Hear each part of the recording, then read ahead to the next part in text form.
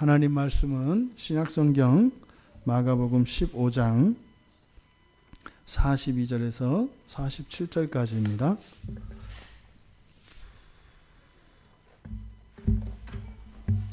마가복음 15장 42절에서 47절까지 우리 같이 한 목소리로 함께 읽겠습니다. 이날은 준비일 곧 안식일 전날이므로 저물었을 때에 아리마대 사람 요셉이 와서 당돌이 빌라도에게 들어가 예수의 시체를 달라 하니 이 사람은 존경받는 공회원이요 하나님의 나라를 기다리는 자라. 빌라도는 예수께서 벌써 죽었을까 하고 이상히 여겨 백부장을 불러 죽은 지가 오래냐 묻고 백부장에게 알아본 후에 요셉에게 시체를 내주는지라. 요셉이 세마포를 사서 예수를 내려다가 그것으로 싸서 바위 속에 판 무덤에 넣어두고 돌을 굴려 무덤 문에 놓음에 막달라 마리아와 요새의 어머니 마리아가 예수 둔 곳을 보더라. 아멘. 설교의 제목이 예수의 시체, 예수님의 시신입니다. 예수님의 시체. 이 본문은 마가가 기록한 목적이 여러 가지가 있습니다. 근데 1차적으로 예수님의 그 장례에 대한 이 기사를 정확하게 누가 예수님의 그 시체를, 그 죽음을 십자가에서 내려서 그것을 무덤으로 옮겼고 또 무덤에서 확실히 그것이 장사가 되었는가. 그러니까 이때 당시에 예수가 죽었다, 아니다, 죽지 않았다. 초대교회 때도 이 논쟁이 계속됐습니다. 오늘날까지도 마찬가지죠. 오늘날까지도 예수는 죽지 않았다, 이렇게 이야기를 하는 사람들이 있습니다. 그래서 예수님의 죽음이라고 하는 것은 구속사에서뿐만 아니라 하나님의 창조에 있어서도 절대적인 사건이고 이것이 훼손되어질 수 없는 사건입니다. 그래서 마가는 예수님의 장례식 장면을 누가 그 장례를 주관하였고 또 그것을 목격한 사람의 이름을 정확히 기록함으로써 예수님이 십자가에서 우리의 죄를 대속하여 죽으신 것에 대해서 의심하고 부인하는 사람들의 입을 닫아버리게 하고자 하는 목적이, 1차적인 목적이 있습니다. 예수님은 십자가에서 죽으셨고 장사되었습니다. 그 증거, 그 명확한 증거에 대한 기록입니다. 그러한 1차적인 증언의 역할 외에도 또 이 본문 말씀을 통해서 우리들에게 영적으로 주시는 교훈이 있습니다. 그 교훈을 우리들이 함께 나눌 수 있기를 바랍니다. 42절에 보면은요, 준비일, 안식일 전날, 그리고 저물었을 때, 저녁입니다. 그러니까 준비일, 안식일 전날, 저녁, 이 세 단어를 나란히 이렇게 병행해서 진술한 것은 지금 이날, 이 시간, 요 시간이 매우 아주 촉박한, 아주 긴박한 시간이다라고 하는 것을 마가가 나타내기 위해서 이 단어, 세 개의 단어를 쭉 열거했습니다. 여기 보시면 준비일이라고 하는 단어가 있어요. 그러니까 준비일이라고 하는 것은 그러니까 그 다음 날을 위한 날, 이런 의미가 되겠죠. 그렇죠? 준비일이니까. 그 다음에 안식일 전날, 이것도 안식일 그 앞 날을 의미합니다만 바로 준비일이라고 하는 이 단어나 안식일 전날이라고 하는 이 단어나 둘 다 지금 초점은 어디에 있어요? 안식일에 초점이 있고, 그러면 그 안식일 전날은 유대인들에게 있어서 굉장히 바쁜 날입니다. 그리고 만사 제쳐놓고 이날 가장 중요한 일은 무엇이에요? 안식일 준비하는 거예요. 왜냐하면 안식일에는요, 이 사람들이 매매도 할 수 없고 어떤 일체 노동도 할 수 없습니다. 그러니까 그 다음날 먹을 수 있는 그 율법에서 정하고 있는 그런 모든 의무들을 다 이행해 놓아서 안식일 규례를 범하지 않도록 철저하게 준비를 해야 되는 날입니다. 그러니까 가장 중요한 그 날의 일의 모든 일의 우선순위는 안식일 준비하는 것입니다. 그런데 그거를 지금 두 번 반복해서 준비일이라고 하는 단어와 안식일 전날, 이게 한 단어예요. 크리스마스 이브처럼 이렇게 안식일 전날이라고 하는 단어가 있습니다. 그리고 뒤에 가서 뭐라고 그랬어요? 저녁 때. 그러니까 히브리 사람들의 날짜는 언제가 시작이 돼요? 밤부터 시작이 돼요. 그러니까 지금 언제예요? 바로 안식일이 막 시작하려고 하는 그 순간이다 이 말이에요. 그 순간. 그러니까요, 지금까지 준비되어지지 않았던 것들, 그러니까 미진했던 것들, 미루어 놓았던 것들, 더 이상은 미룰 시간이 없는 겁니다. 그러니까 지금 빨리 모든 준비를 빨리 맞추어야 되는 때라고 마가는 이것을 지금 강조하고 있는 겁니다. 그런데 또 여기에 보면 42절과 43절은 분사구문으로 시작하고 있어요. 분사구문이라고 하는 것은 주어 없이 뭐뭐 하면서 또는 뭐뭐 할 때 이렇게 되어 있는 거예요. 의도적으로. 그래서 지금 아주 이것저것 따질 겨를이 없어요. 그래서 뭐예요? 동시에 여러 가지 일을 막 하는 것 같은, 그래서 분주한 모습을 여기서 그리고 있습니다.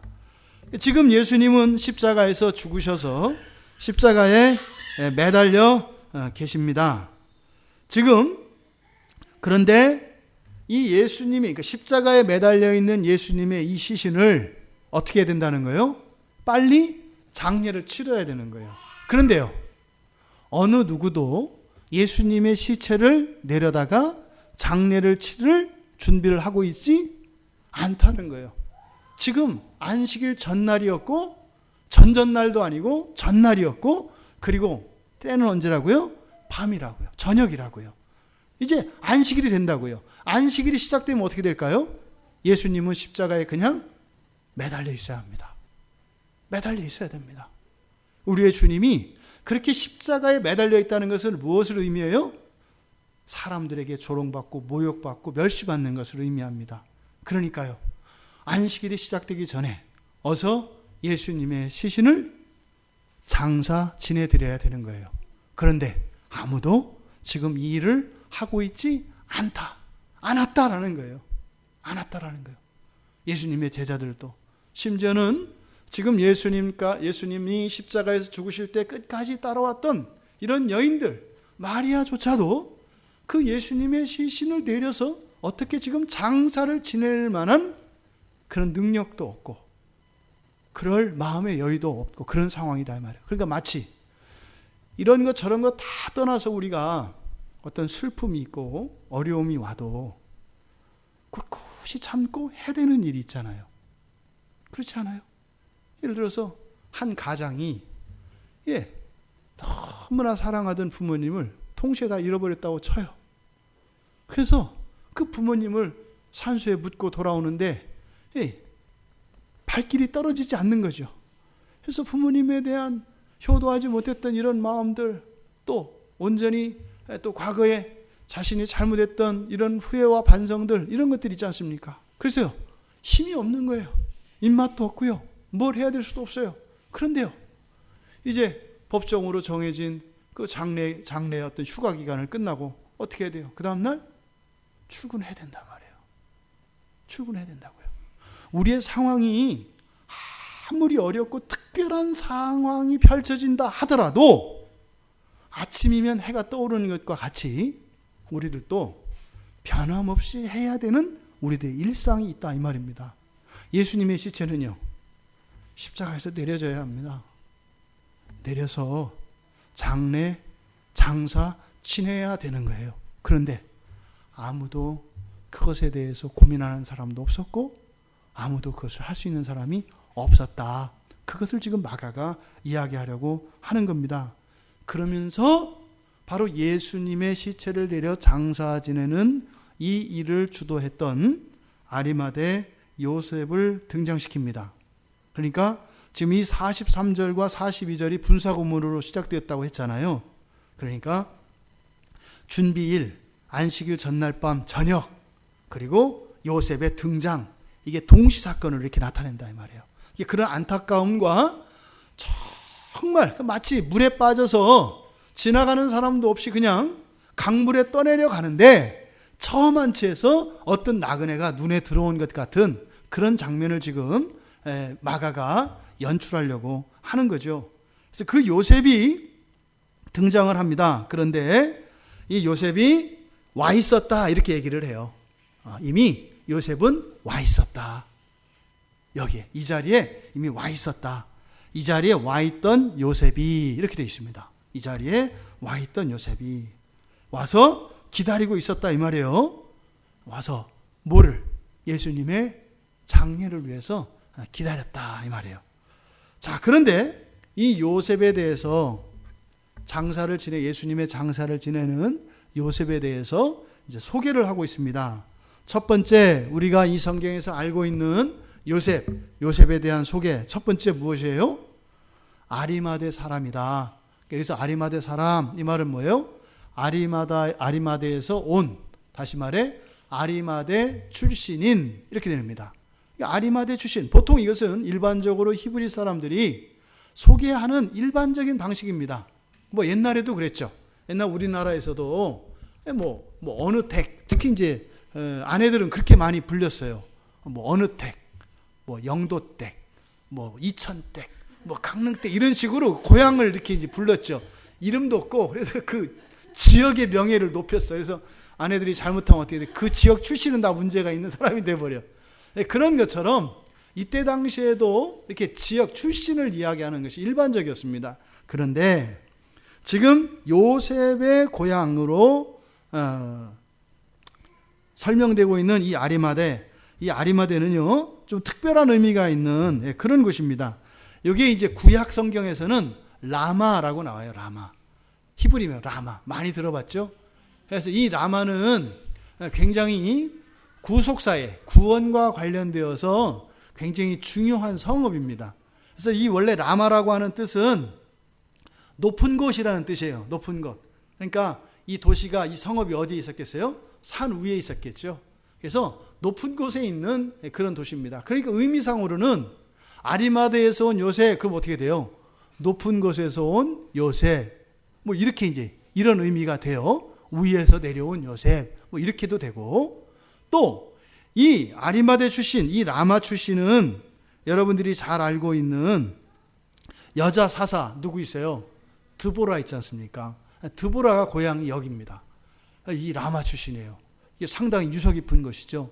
또 마지막 사사, 이스라엘의 마지막 사사인 사무엘 고향도 바로 여기입니다.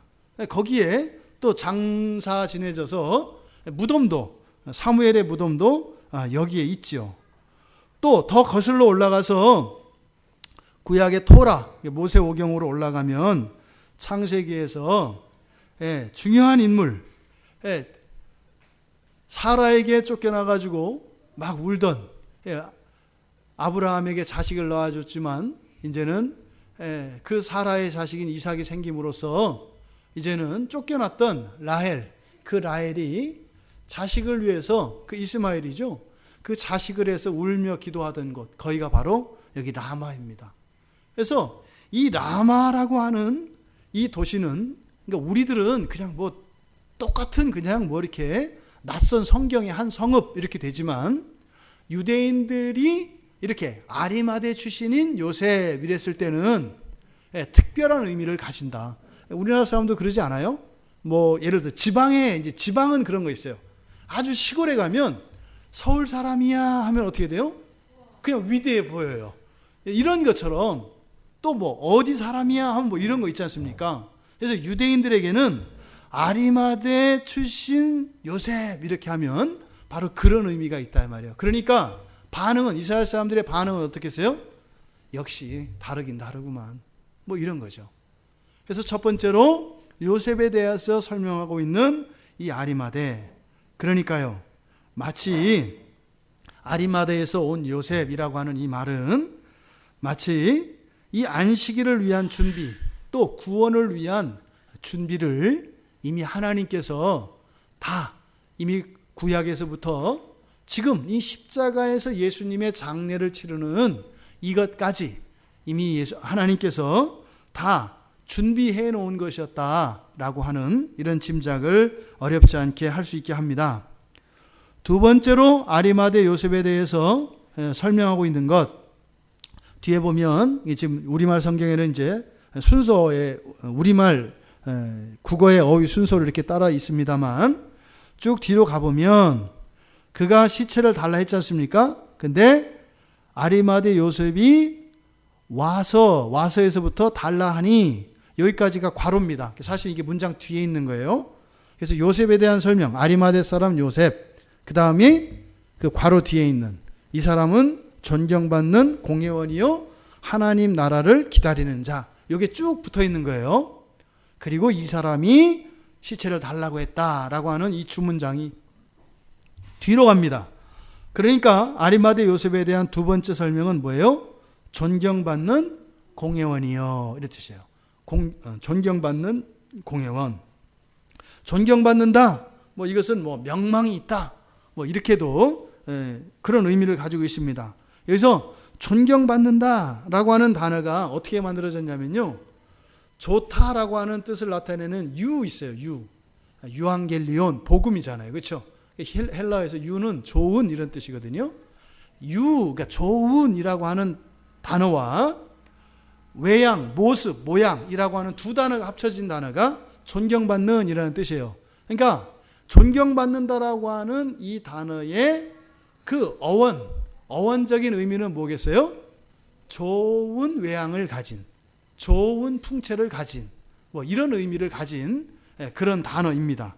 그래서 여기서 존경받는다라고 하는 것은 영향력이 있는 것, 다른 사람들에게 이렇게 영향력을 끼칠 수 있는 그런 존경받을 만한 위치와 권세를 가진 이런 의미입니다.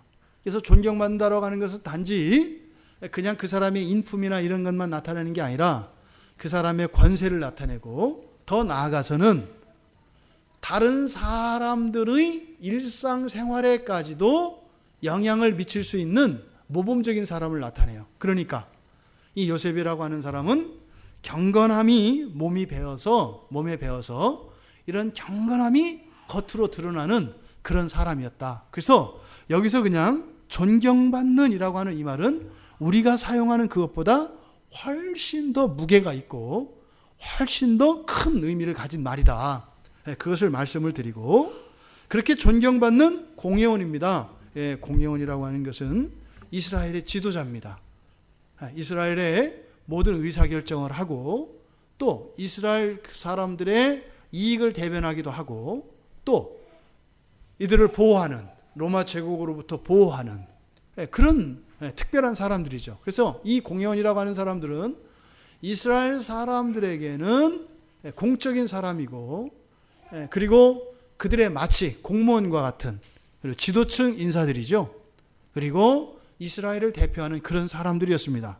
그러니까 그 가운데 특별히 존경받는 공회원이었다. 그러니까 이 요셉은요, 공회원 중에서도 지위가 상당히 높은 사람이었고 또 많은 사람들로 인정받고 존경받는 그런 사람이었다라고 하는 것을 가르쳐 줍니다.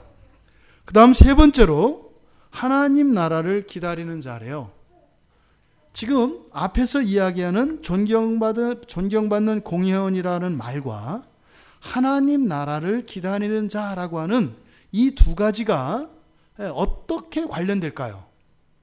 하나님 나라는 이 세상 나라가 아니에요, 그죠? 근데 바로 앞에 존경받는 공회원이다라고 하면 이 요셉이라고 하는 사람은 지금 현재의 삶에서 부족함이 없는 사람이에요. 부족함이 없는 사람이에요.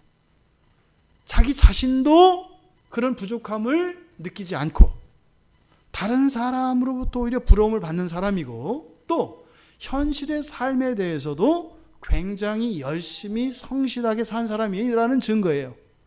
그런데 그 사람은 이 세상을 만족하며 사는 사람이 아니라 어떤 사람이다? 하나님 나라를 기다리는 사람이다. 그의 인생관을 가르쳐 줍니다. 그러니까 어떤 사람이에요? 얄미운 사람이에요. 얄미운 사람. 부족한 게 없어요. 흠잡을 게 없는 사람이에요. 정말로. 그런데 또 어떻게 해요? 아주 겸손하고 이 세상에 있는 것에 대해서 미련이 하나도 없어. 그렇다고 가치 없이 여기는 것이 아니라 아주 소중히 여기고 열심히 성실하게 아주 능력 있는 사람으로 살아가는데 미련이 없어. 언제든지 주님이 부르시면 예서 하고 달려갈 수 있는 그런 사람이라는 거예요. 이것이 그래서 하나님 나라를 기다리고 있는 사람이다라고 하는 것이 자칫 잘못 이 요셉에 대해서 오해하지 못하게 하려고 하는 마가의 소개입니다. 그러니까요, 하나님 나라를 기다리는 사람이니까 지금 이 사람이 기다리고 있는 것은 뭐예요? 다시 오실 예수 그리스도, 영원하신 왕, 지금 십자가에서 죽으셨지만 다시 부활하실, 그리고 하나님의 왕권이, 그래서 하나님의 공의가 하수와 같이 흐르게 되는 완전한 그 하나님 나라의 실현을 믿고 있고 그 나라를 바라보며 현실을 열심히 살아가는 사람이다, 이렇게 이야기하고 있습니다. 그러니까 이 사람은요, 세상적으로도 아주 성공한 사람이었습니다. 그리고요, 신앙적으로도 아주 경건한 사람이었다. 그런데 맨 끝에 이렇게 하나님 나라를 기다리는 사람이다라고 하는 소개를 통해서 그 사람, 바로 앞에서 소개되었던 존경받는 공회원이라고 하는 이 존경받는이라고 하는 이 말의 의미가, 이 색깔이 좀 바뀌는 거예요. 무엇으로? 이 사람이 존경받는 것은 단지 세상의 권세나 이런 성공보다도 뭐라는 거예요? 신앙이라는 거예요. 신앙적으로 이 사람이 그렇게 사람들에게 인정받는 사람이었다라고 하는 것을 나타냅니다. 근데 이 사람은 누구예요? 유대교인이에요? 그리스도인이에요? 그리스도인입니다. 그리스도인입니다. 하나님의 나라를 기다린다는 것, 그리고 지금 바로 예수 그리스도의 장례를 치르려고 하는 사람이기 때문에 그리스도인인 것을 말해요. 마치 지금 이 상황, 이때 당시의 상황으로 보면 그런 거예요. 우리가 선교하는 스리랑카 같은 나라에서, 이때 당시는 유대교가 지배적이고 또 로마 황제 숭배 사상이 이때 시대 정신이고 주된 종교란 말이죠. 그러니까 기독교인들은 박해를 받고 멸시를 당할 때였어요. 그리고요, 아주 이렇게 아웃사이더예요. 소수 종교란 말이에요. 그런데 그 나라의 지도층의 인사예요, 이 사람이. 더더군다나 유대교인들이 주류를 이루고 있는 공회원의 회원이라고요. 그런데 그리스도인으로서 유대교인들에게조차 어떻게 해요? 인정받는 사람이다, 이 말이에요. 또 로마로부터 인정받는 사람이다, 이 말이에요. 그런데 이 사람이 뭐예요? 그리스도인으로서 이 신앙을 뭐하고 있다?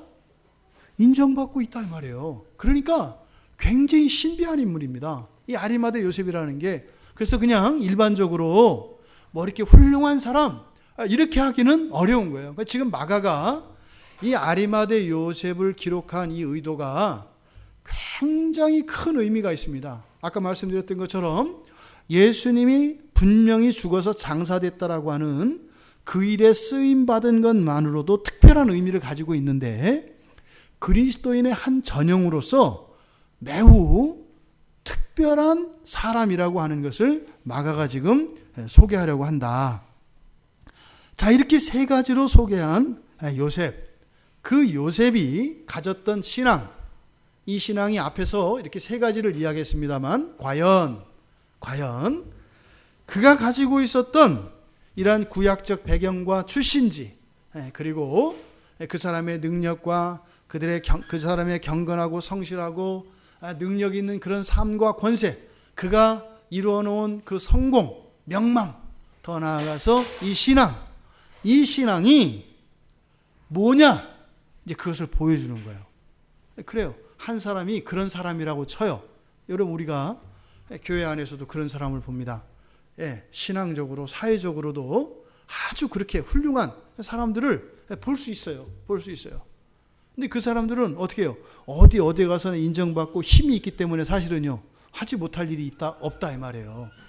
그런데 지금 이 성경에서는 그러함에도 불구하고 할 수 없는 그런 상황에 아리마대 요셉이 부딪혔었다. 어쩌면 아리마대 요셉에게는 인생 일대의 가장 큰 인생의 전환점이었고 위기였고, 그가 가지고 있었던 그 모든 신앙, 이것의 시험 무대가 바로 뭐였다는 거예요? 예수님의 시체를 가지고 장사 지내는 일이었다는 겁니다. 그 말을, 이러한 제가 설명드린 이 얘기들이 바로 43절에 나온 당돌히라고 하는 이 단어 안에 담겨 있습니다. 이러한 요셉이 빌라도에게 시체를 달라고 요구했대요. 그런데 어떻게 요구했다고요? 당돌히, 당돌히 요구했다. 그러니까 마가가 하고 싶은 말은 뭐예요? 이렇게 이 아주 경건하고 성공적이고 인간의 사람, 우리 그리스도인들의 전형과 같은 이 사람을, 이런 것들을 다 배제하고 당돌한 사람이었다. 이 말로 이것을 요약하고 있는 겁니다. 여기서 그 당돌하게라고 하는 이 단어, 이것은 성경에서 이중적인 의미를 갖습니다. 당돌하다라고 하는 말은, 당돌하게, 이 말은 이중적인 의미예요. 우리가 당돌하다는 말을 언제 써요? 무례할 때, 상식을 뛰어넘을 때예요. 그렇죠? 그래서 당돌하다라고 하는 이 말은 이중적이다 이 말이에요. 그러니까 당돌하다는 말은요, 더 이상 할 수 없는 상황이죠. 더 이상 해서는 안 되는 상황이에요. 당돌하다는 것은 넘으면 안 되는 선이죠. 근데 또 반대로 뭐예요? 그러함에도 불구하고 넘어섰다는 거죠. 그러니까 요셉이라고 하는 이 요셉의 신앙을 바로 이 당돌하다라고 하는 이 말을 통해서 나타내고 있다. 그러니까요, 도저히 절대로 해서는 안 되는 이런 의미가 있어요. 당돌하다는 말에는. 그런데 그러함에도 불구하고 하지 않을 수 없는 이라고 하는 이중적 의미를 가지고 있다. 그래서 여기서는 이 당돌하다라고 하는 이 단어를 이제 분사형으로 쓰거든요. 그래서 그는 당돌한 사람이다 이렇게 되어 있어요, 원래는. 그래서 분사형으로 그는 당돌한 사람이었기 때문에 이렇게 했다, 직역하면 그렇게 되는 거거든요. 근데 이 당돌한이라고 하는 이 말은 그러니까 이런 겁니다. 대담한 용기를, 그러니까 무모한 용기를 가지고 있는 이런 뜻이에요. 무모할 정도로, 그런 거 있잖아요. 앞뒤 물불 안 가리고 그냥 막 밀어붙이는 이런 의미거든요.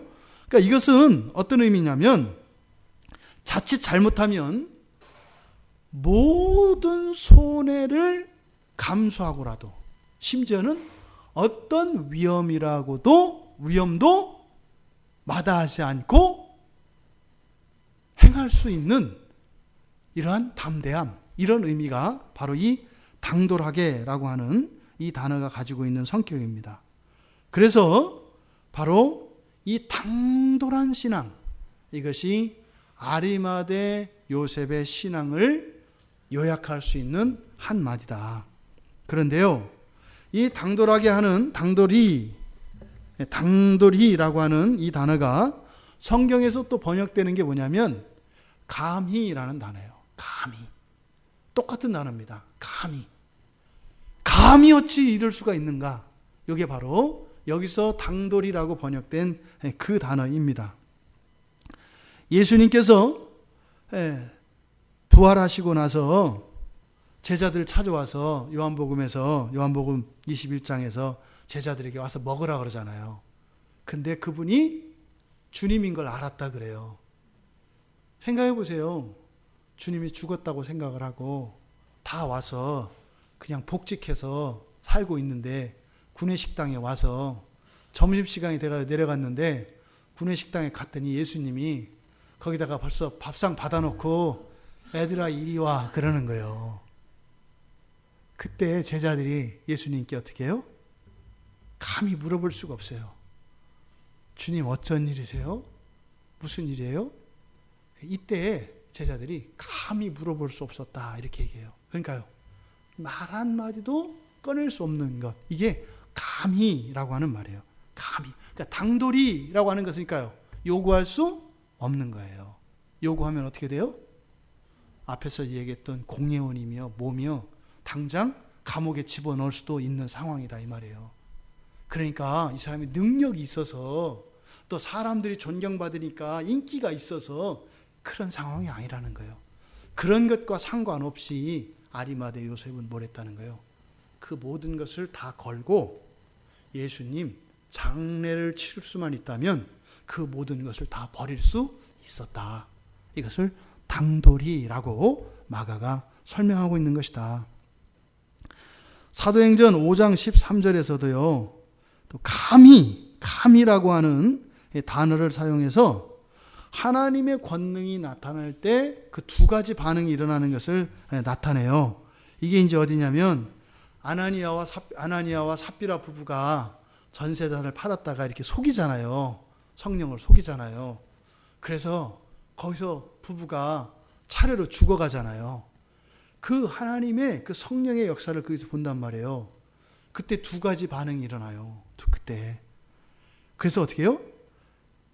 이 부부가 아나니아가 죽고 삽비라가 이렇게 죽어가는 그 뒤에 일어나는 그 진술을 보면은 감히 가담하는 자들이 없었다 이 말이에요. 이게 무슨 말이에요? 섣불리 예수 믿고 이렇게 하는 일이 없었다 이 말이에요. 감히. 왜요? 야 예수 그 대충 믿었다가 집 팔아가지고 그거 드리고 이거 대단한 거 아니야. 근데 거기서 조금 저 등록금 내려고 좀 떼놨었다네. 그랬더니 거기 죽었대. 그때 사람들이 돼요? 나 금방 교회 등록하려고 그랬는데 그렇게 하면서 어떻다는 거예요? 그 사람들이 접었다는 거예요. 그걸 보고.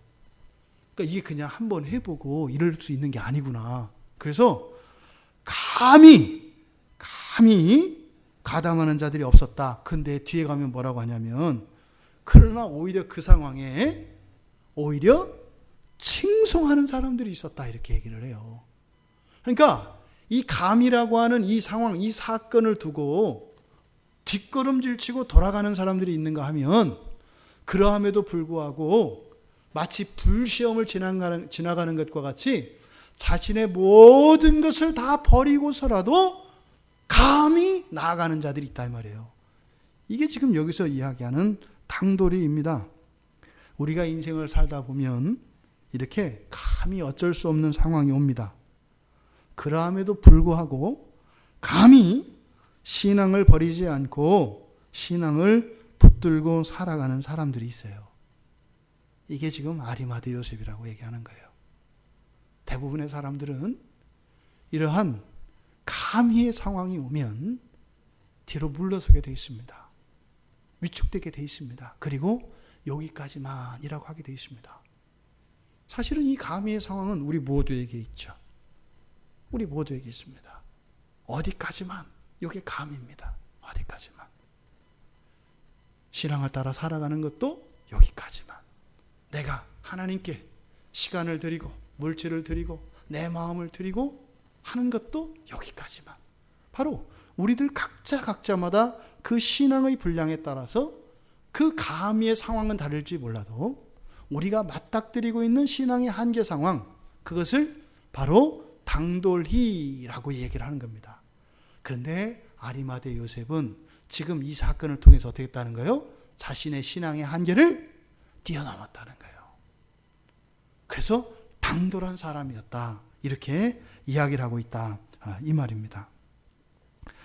이렇게 그리스도인들에게는 이런 당돌함이 또 다 있습니다.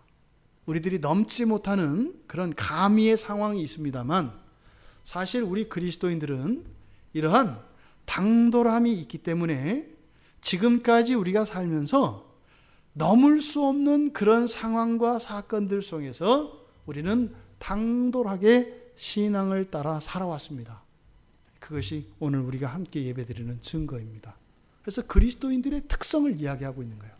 아리마대 요셉의 특성일 뿐만 아니라 그리스도인들이 공통적으로 가지고 있는 특성이 있다. 뭐라는 거예요? 당돌함이라는 거예요. 다윗 보세요.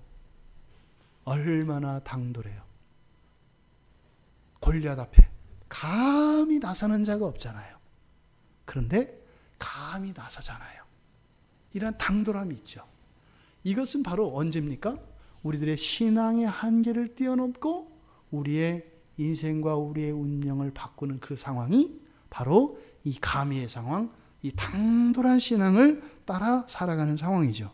그래서 우리 그리스도인들은요, 창칼 앞에 굴복하지 않는 이런 당돌함이 있습니다. 또 가난이나 질병이나 고통이나 시기와 박해, 미움, 오해 속에서도 웃음으로 물러서지 않을 수 있는 그런 당돌함이 있습니다. 또 심지어는 돈이나 권력이나 이런 명예와 인기, 여러 가지 향락과 이러한 것들로 우리를 시험하고 우리를 유혹할 때 우리는 점잖게 밀어낼 수 있는 그런 당돌함이 있습니다. 이게 그리스도인입니다. 그러니까 얼마나 이 그리스도인들이 가지고 있는 그 장점을, 그 아주 특성을 마가가 이 아리마대 요셉을 통해서 딱 그것을 발견해서 가르쳐주고 있는지 모르겠어요. 고린도후서 11장 21절에 보면은요, 이 고린도후서 11장은 사도 바울이 간증하는 부분이에요. 내가 예수 믿고 인생 망친 것처럼 망조 든 것과 같이 살았던, 그래서 그 사도 바울이 겪었던 그 인생 역정을 쭉 얘기하는 그 장면이 바로 이 고린도후서 11장입니다. 그런데 거기서 사도 바울 자신도, 자신을 포함한 우리 그리스도인들, 이런 사람들은 담대한 사람들이었다, 이렇게 얘기를 해요. 이때 담대하다라고 하는 그 말이 똑같은 단어예요. 그러니까 그리스도인이 이래요. 아주 당돌한 게 이 그리스도인들이다, 이 말입니다. 그런 요셉이 빌라도를 찾아가서 예수님의 시체를 요구해요. 그러니까 이 아리마대 요셉에 대한 앞에서 진술한 이런 세 가지 설명들, 이것은 결국 어떻게 해요? 이 신앙적 당돌함을 통해서 예수님의 시체를 요구하는 것으로 결정되어진다, 이 말이에요.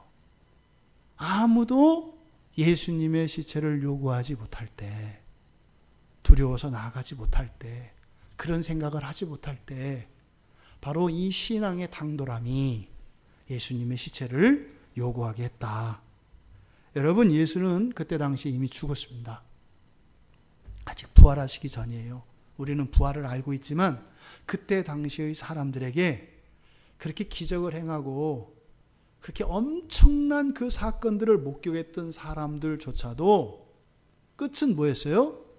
결국엔 그도 연약한 인간이었다 라고 하는 결론이 내려진 거예요. 바로 그 상황입니다. 그래서 예수님이 그 십자가에서 죽으셔서 이제는 죽은 시체에 불과해요. 그러니까 뭐 사도들도 다 도망갔고요. 그 기적을 직접 체험한 사람들, 그 현장에 있었던 사람들 다 흩어져서 이제는 자신들의 일상으로 다 돌아갔다, 이 말입니다. 그러니까 이제 예수는요, 더 이상 살아있는 하나님의 아들이 아니라 그는 추억 속의 인물이 되었습니다. 그랬었지. 이렇게 과거의 기억 저편으로 아스라이 사라져가고 있었습니다. 그것이 지금 예수님의 시체가 상징하는 바입니다. 우리 그리스도인들, 예수를 믿는 사람들 속에서도 예수님이 십자가에 달려있는 시체로 그렇게 인식되어지는 때가 있습니다. 우리 개신교의 십자가와 성당의 십자가의 차이가 예수님이 여기는 없죠. 근데 성당에서 사용하는 그 십자가에는 예수님의 시체가 못 박혀 있죠. 누구를 봐야 돼요? 살아있는 교황을 봐야 되는 거예요. 예수는 죽었으니까. 예수는 죽었단 말이에요. 그래서 살아있는 교황을 봐야 되는 거죠. 그러니까요, 십자가에서 죽은 예수보다 살아있는 교황이 더 그 신자들에게는 더 중요하고 우선한다, 이 말이에요. 그러니까 십자가에 죽으신 예수가 말하는 것과 살아있는 교황이 얘기할 때 누구 말을 들어야 돼요? 살아있는 교황을. 뭐 교황이라서 말 듣는 게 아니라 살아있기 때문에. 살아있잖아요. 거긴 죽었고. 우리 개신교인들도 마찬가지예요, 여러분. 우리가 어떤 영역 안에서 왜 돌이키지 않을까요? 거기는 예수가 죽어있기 때문이에요. 거기는 예수가 죽어있기 때문에 더 이상 영향력을 행사하지 않는 거예요. 그런 영역이 바로 우리의 신앙의 당돌함이 뚫고 가야 되는 그런 것이요. 요셉이 지금 그렇게 사람들은 버리고 떠난 그 예수님의 시체, 그 시체가 아리마대 요셉에게는 여전히 살아계신 하나님이셨습니다. 여전히 주님이셨습니다. 그러세요. 떠날 수가 없는 겁니다. 예수 그리스도에 대한 믿음과 그 사랑을 저버리지 않은 겁니다. 그리스도에 대한 그 사랑과 그 신앙이 당돌한 요구로 나타납니다. 그러니까 앞서 말씀드렸던 것처럼 그가 하는 이 당돌한 요구는 공회원의 신분과 그가 가진 재산과 모든 것을 박탈당할 수 있는 위험한 행동이었습니다. 그래서 당돌히 요구했다라고 하는 겁니다. 이렇게 신자가 당돌한 반응을, 당돌한 신앙을 나타냈을 때, 지금 이 본문에서는요, 해피엔딩입니다. 그렇죠? 아주 좋은 케이스예요. 지금 아리마대 요셉이 당돌한 요구를 했을 때, 빌라도 총독의 반응, 이 당돌한 요셉의 당돌한 요구에 대한 빌라도의 반응은 어때요? 인정을 합니다. 요셉의 그 당돌한 신앙에 꺾여버려요. 그래서 어떻게 해요? 버럭 화를 내거나 이렇게 하는 것이 아니라 44절에서 뭐라고 얘기해요? 빌라도는 예수께서 벌써 죽었을까 하고 이상히 여겨. 그러니까 당돌함이 이 빌라도에게는 어떻게 여겨지는 거예요? 참 이상한 놈일세. 당돌함으로 받아들여진 것이 아니라 어떻게 받아들였다고요? 참 이상한 놈일세. 요구하는 것도 이상하고, 또 뭐요? 십자가에 저주받아 죽은 시체를 달라고 하는 것도 참 의외고 이상한 일이고, 더더군다나 오늘 십자가에 못 박힌 예수를 죽었다고 하는 것도 이상하다 이 말이에요. 그래서 빌라도가 백부장에게 물어봅니다. 어떻게 해요? 죽었는지 살았는지. 벌써 죽었다고? 죽을 수가 없는데? 그럼 네가 나한테 요구하는 것도 참 이상한데 네가 뭘 모르는 것 같은데 십자가에서 그렇게 안 죽어. 말씀드렸죠? 짧게는 일주일에서 길게는 한 달까지 간다고요. 그렇게 죽는 게 아니다 이 말이에요. 그런데 와서 당장 오늘 십자가에 매달렸는데 죽었으니까 시체를 주십시오 하는 것도 이상하고, 보통 사람들 같으면 예를 들어서 십자가에서 죽은 그 죄인의 가족이라 할지라도 시체를 달라고 요구 안 한단 말이에요. 왜요? 부끄러운 일이에요. 그래서요, 죽어서 이 다음에 십자가에서 못을 빼고 시체를 갖다 버리면 사람들이 없을 때 몰래 와서 가만히 하나 들고 와서 그 시체 더미에서 그걸 찾아가지고 둘둘 말아서 몰래 장례를 치르는 거예요. 왜? 십자가에서 죽은 사람은 그 자체가 그 가족과 가문에도 불명예고 수치란 말이에요. 근데 그걸 대놓고 달라고 할 게 아니다 이 말이에요.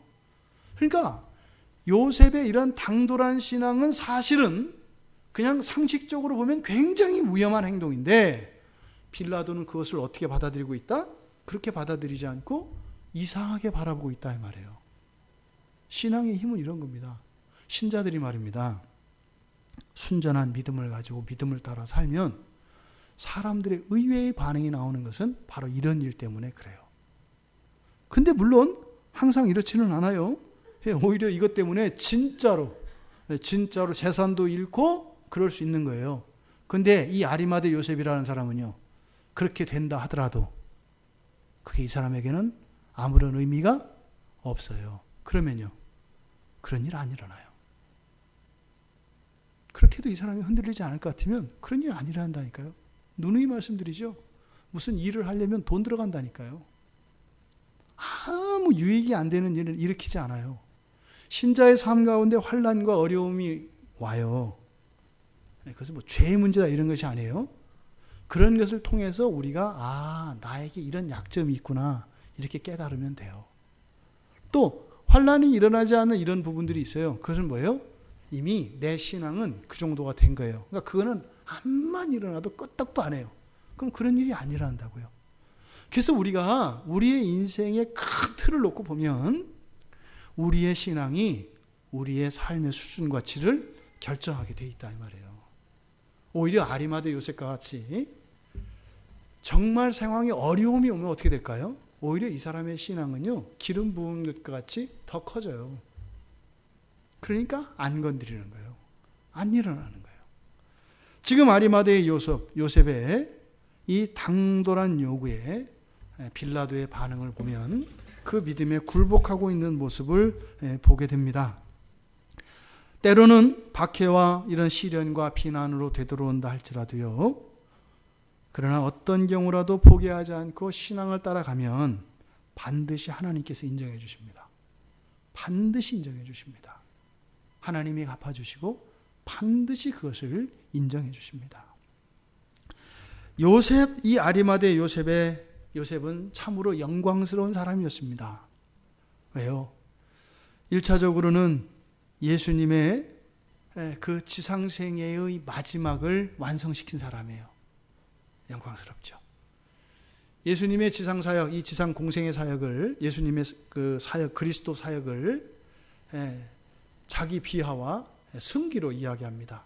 하늘 보좌에서 내려오셔서 음부에까지 내려가시고 다시 보좌에 오르시는 전체의 사역을 여정으로 이야기하는데, 낮아지심, 예수 그리스도의 낮아지심, 그 비하를 이야기할 때 무덤에 장사 지내고 음부에 내려가는 것까지가 예수님의 비하의 마지막입니다.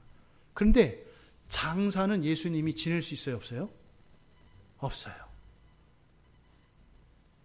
예수님의 이 공생의 사역 가운데, 지상 공생에서 낮아지심의 사역 가운데 이 장사는 예수님 스스로 하실 수 있는 일이 아니에요.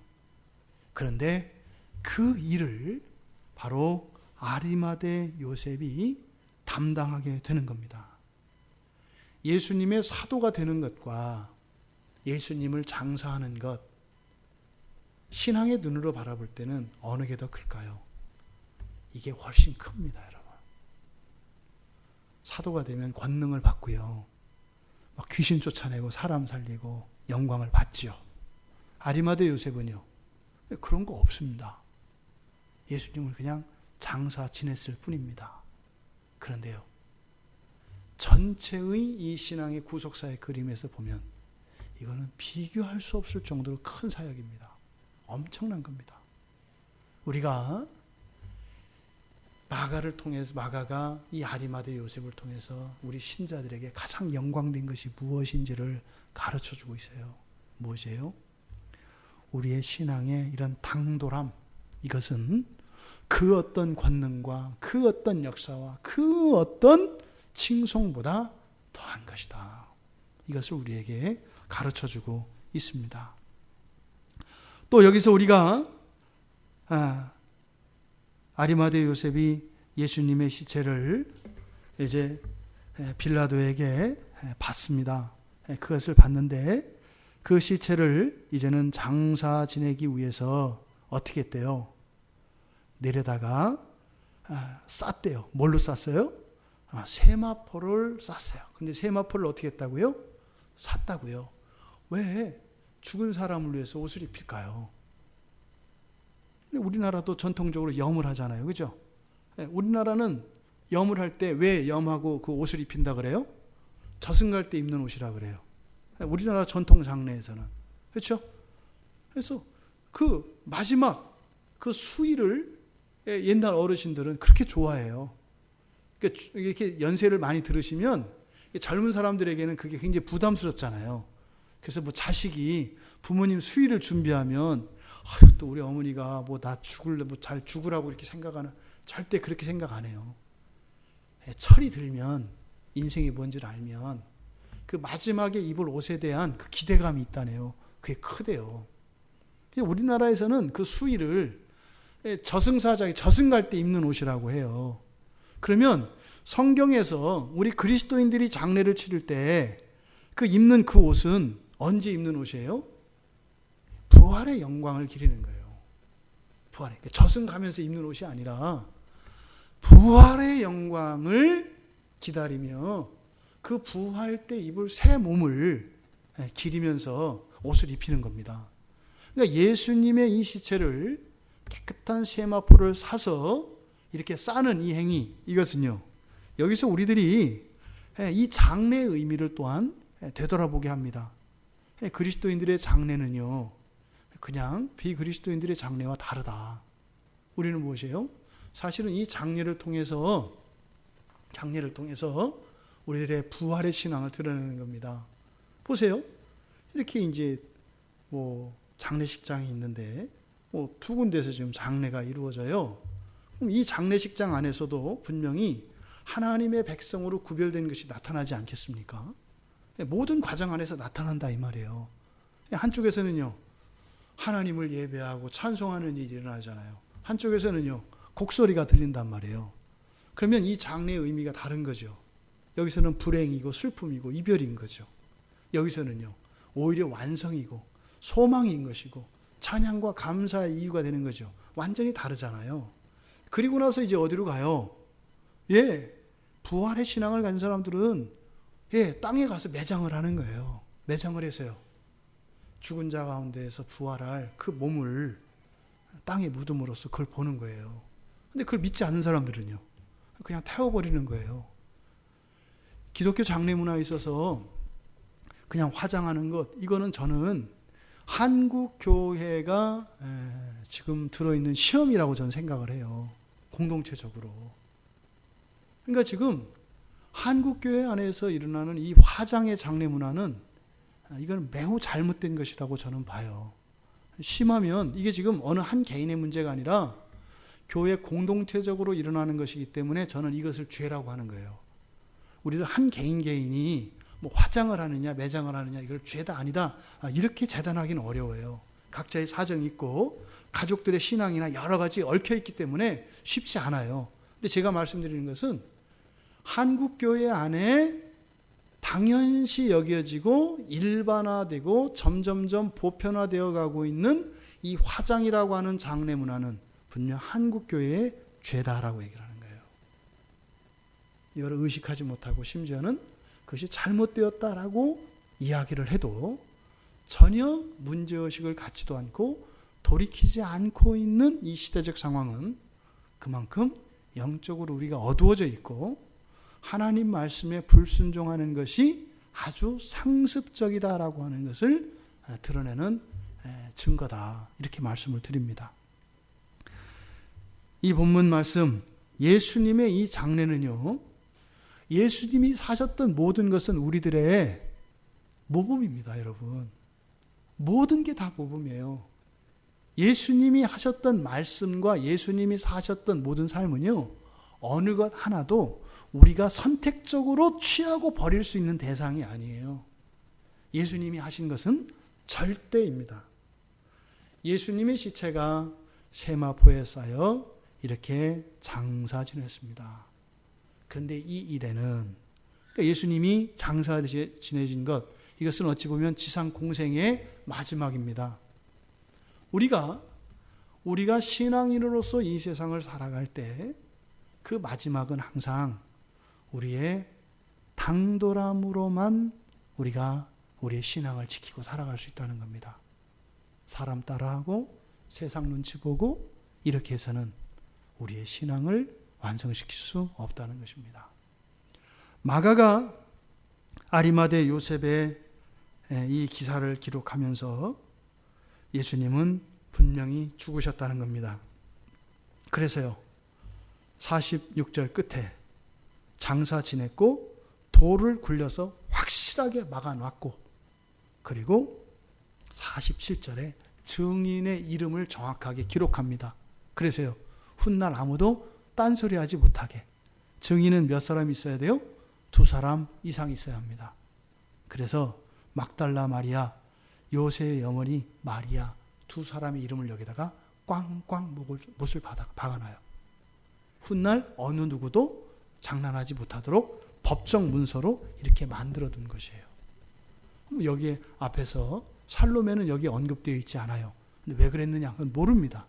중요한 것은 법적으로 효력이 있는 2사람의 증인의 이름을 써놓았다는 거예요. 예수님은 분명히 죽으셨습니다. 그것은 무엇을 상징할까요? 부활을 약속하는 것입니다. 여러분, 예수님의 죽음이 십자가에 그대로 있어서는 안 돼요. 반드시 장사 지낸 바 돼야 부활로 나옵니다. 우리들의 삶 속에 아직 장사 지내어지지 않은 그런 요소들이 있어요. 거기서는요, 신앙의 부활을 우리 경험할 수 없습니다.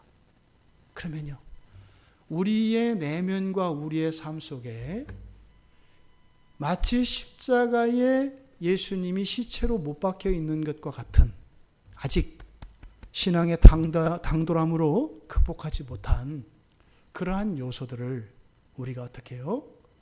이런 신앙의 당돌함으로 이 감히 앞에 멈춰 서는 것이 아니라 그 한계를 넘음으로써 분명하게 장사 지내고 그리고 그리스도와 함께 부활할 수 있는 우리 모두가 되기를 주님의 이름으로 축원합니다.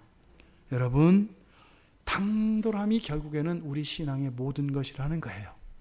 우리들이 은혜를 받고 우리가 경험하고 한 이 모든 것들 결국은요, 어떤 순간에 우리가 절대의 상황에 맞닥뜨리게 되는데, 또 우리의 삶 속에 그런 절대의 상황들이 있게 되는데, 바로 그 상황 속에서 그러함에도 불구하고 그렇게 당돌함으로 우리의 신앙의 한계를 뛰어넘을 수 있는, 그래서 정말 부활의 신앙으로 날로 새로워질 수 있는 우리 모두가 되기를 주님의 이름으로 축원합니다.